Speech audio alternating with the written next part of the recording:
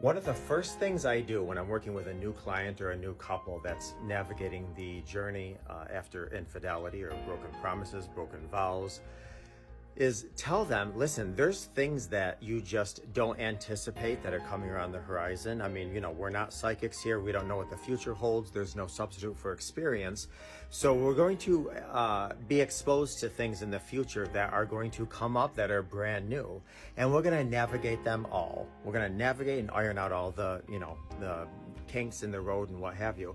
One such thing as this is obviously, as a betrayed spouse, one of the first things you do is say, I need to know everything. I need to know when, where, how, give me details. And although those are going to be crippling and shattering and devastating, you're obviously going to work through them if you're reconciling. And then as you heal and grow together and so forth, you're going to be at a point where you've learned a lot, you've seen a lot, you understand a lot, you applied whatever you need to apply to your healing and your marriage and so forth, or your relationship. But this is what's going to happen that you don't anticipate. All of a sudden, you're going to be at a restaurant or doing something, and out of nowhere, you guys are going to be laughing, having a conversation, and then the person's going to say something, and the betrayed spouse is going to be like, whoa. No, that's not what happened. You told me A, B, and this. And they're going to be like, really? I said that? And you're like, yes. 3 years ago, when you were doing this, you told me you're out of town, you went here, blah, blah. Now you're saying something else.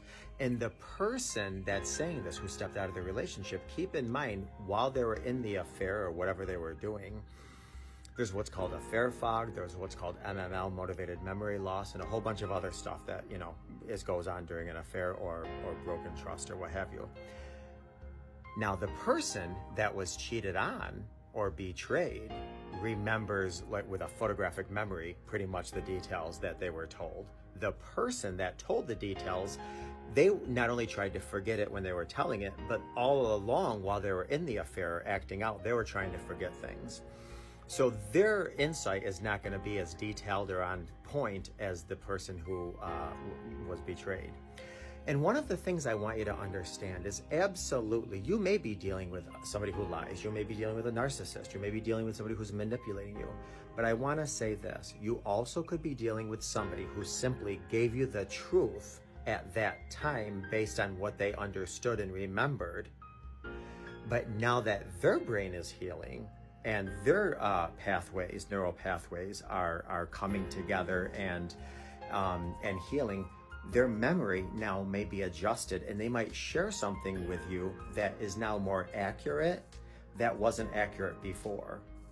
But it wasn't a lie before, it was accurate based on where their mind was then. And now their mind is here and they're giving you different information.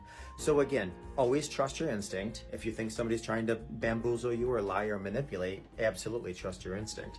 However, understand that oftentimes or sometimes, months out, years out from an affair or acting out, a lot of times as the brain is healing, you might get slightly different information that's very true based on the healed mind, not the fractured affair fog mind.